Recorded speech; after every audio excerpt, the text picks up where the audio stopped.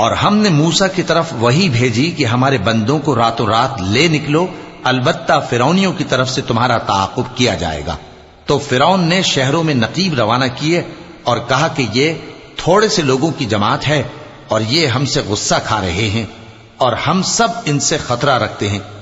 آخر ہم نے ان کو باغوں اور چشموں سے نکال دیا اور خزانوں اور نفیس مکانات سے ان کے ساتھ ہم نے اسی طرح کیا، اور ان چیزوں کا وارث بنی اسرائیل کو بنا دیا۔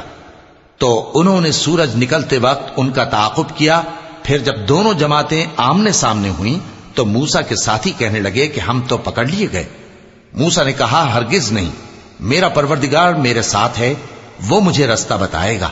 اس وقت ہم نے موسیٰ کی طرف وحی بھیجی کہ اپنی لاٹھی سمندر پر مارو، تو سمندر پھٹ گیا، سو ہر ایک ٹکڑا یوں ہو گیا کہ گویا بڑا پہاڑ ہے، اور دوسروں یعنی فرعونیوں کو وہاں ہم نے قریب کر دیا، اور موسیٰ اور ان کے ساتھ والوں کو تو ہم نے بچا لیا، پھر دوسروں کو ہم نے ڈبو دیا۔